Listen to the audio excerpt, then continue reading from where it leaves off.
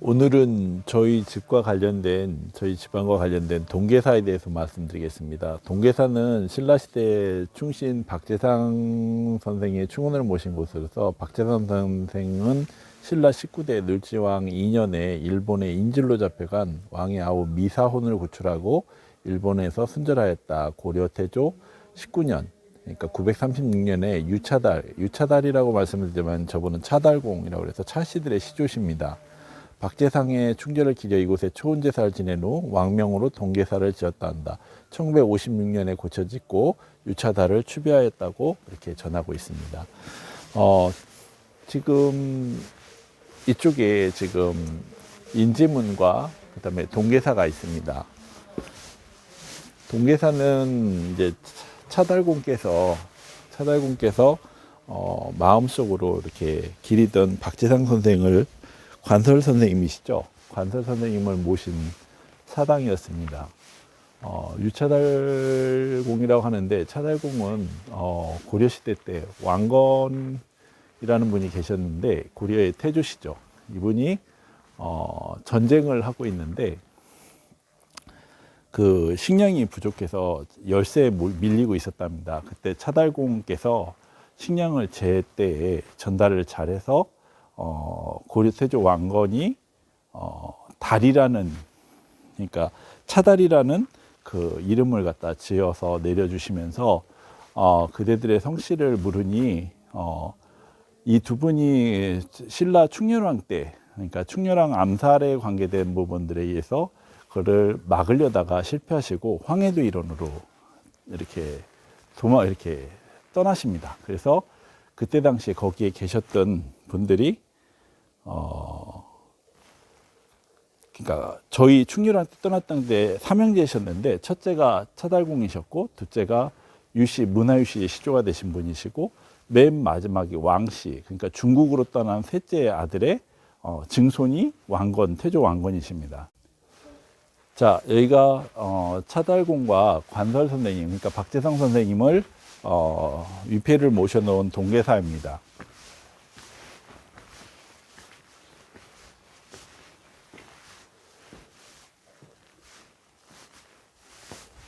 이 동계사에는 조선조에서 세조께서도 오셔서 참배를 했던 정도로 이 공주 쪽, 그러니까 계룡산 쪽에서는 유명한 지금 제례를 모시는 사당입니다.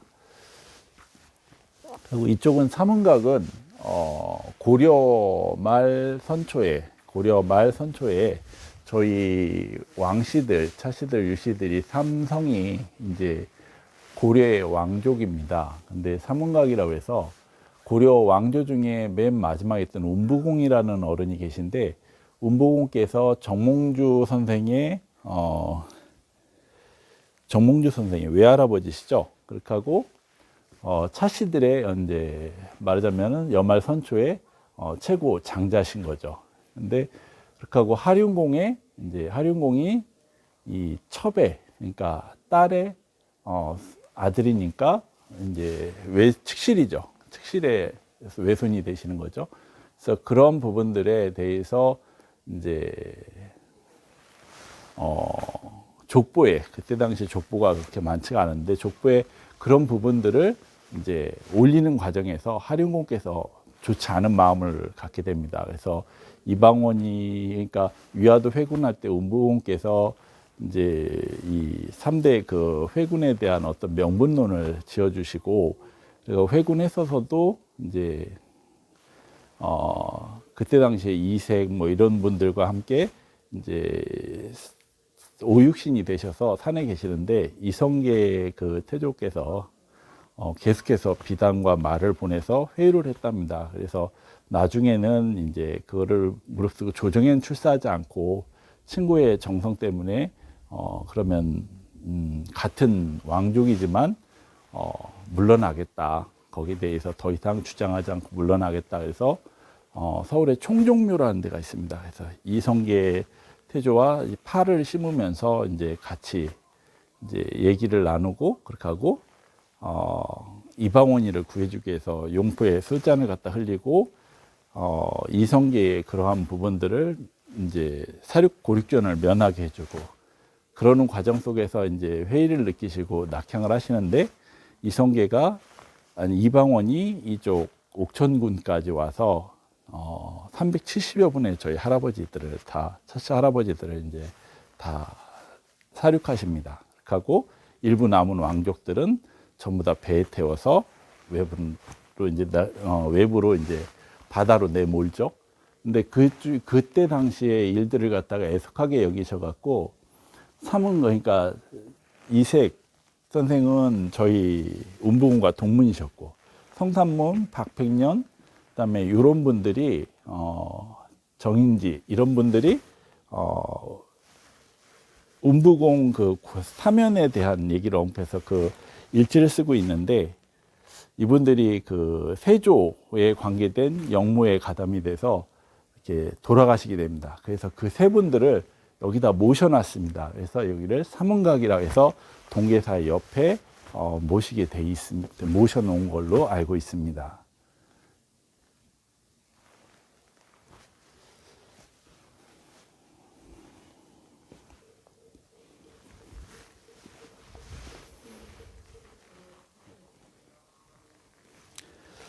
그리고 신라조에 얽혀서 한 가지 더 말씀을 드리면 조의 신라 시대 때의 선덕여왕 시절에 당나라 이세민이 우리나라에 요구했던 두 가지 보물이 있습니다. 하나는 옥저고 하나는 금척입니다.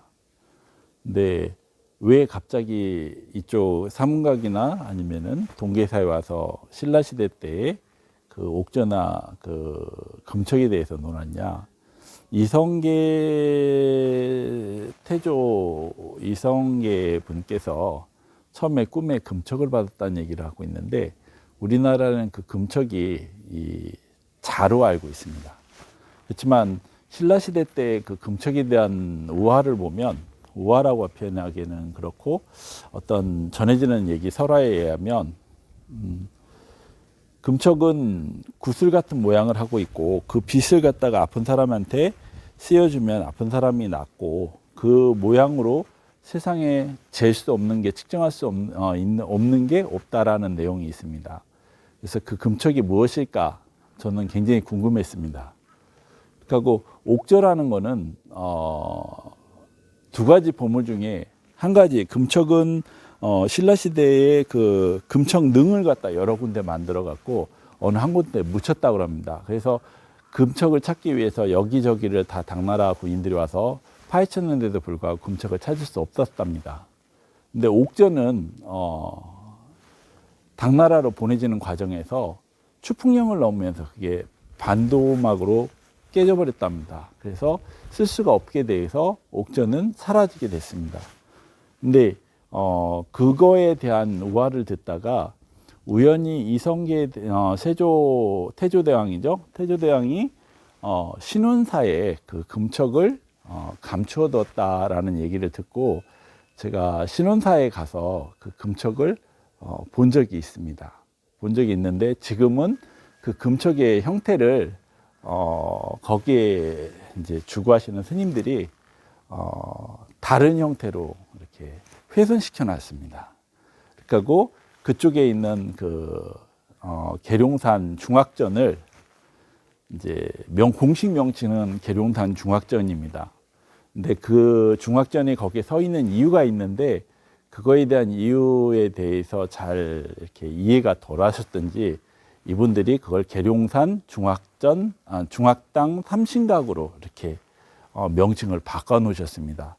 정확히 말해서 산신각이 아닙니다. 거기는 중학당이라고 한 건 중학이라는 거는 중심에서 굉장히 거친 중심을 얘기하는 건데 그거는 조선의 이렇게 태조의 입장에서 중학이지 그거는 엄연한 새로운 세대의 중심임을 말하고 있습니다. 그래서 이곳에 와 보면 이쪽 동계사라든지 사문각 그리고 이 산 너머에 신원사 그리고 갑사에도 옥저를 갖다가 두었다고 하는데 옥저는 세종대왕께서 악학개범을 만드시는 데 있어 갖고 도량령을 편찬하고 악학개범을 만드는 데 있어 중요한 역할을 합니다. 종률열관을 일으켜서 옥으로 된 종률열관을 말하고 있는 것입니다. 그래서 옥제로 된 종률열관에 의해서 도량령을 편찬할 수 있고 그걸 통해서 궁상각치우의 첫 음인 어떤 기본 음을 갖다가 측정할 수 있고 그걸로 인해서 기장을 채워서 어떤 도량령은 길이나 무게를 갖다가 부피를 갖다가 측정할 수 있도록 하는 그러한 곳에 쓰였답니다. 근데 금척은 다른 형태를 하고 있는데 금척능이라고 해서 금척을 갖다가 감춘 것이 아니라 금척은 사라졌고 금척에 담고 있는 이치를 능으로 항공에서 보면 볼 수 있게끔 그거를 해놨는데 그게 다 훼손돼 버렸습니다. 그것을 이성계 대왕이 신운사에 그것에 대한 모양을 만들어 놨는데 그게 최근까지 한 10여 년 전까지 잘 전해졌습니다. 근데 최근에 그게 애석하게 다 이렇게 훼손되고 다른 모양 형태로 바뀌고 이름도 바뀌고 그래서 지금 여기 동계사도 지금 보면 앞쪽에 현판이 있었는데 그 현판이 사라졌습니다. 그리고 점점 사찰들에 의해서 이러한 중요한 유적지나 사적지들이 우리나라에 큰 영향을 줄 수 있는 이러한 사적이 사라지고 있는 것에 대해서 묻혀지고 있는 것에 대해서 좀 안타까움이 들어서 혹이라도 후배분들이 이런 내용들을 알고 이것이 신마리가 돼서 다시 그러한 내용들을 이렇게 알아가는 데 도움이 됐으면 하는 마음에서 이런 얘기들을 한번 언급해 봤습니다. 감사합니다.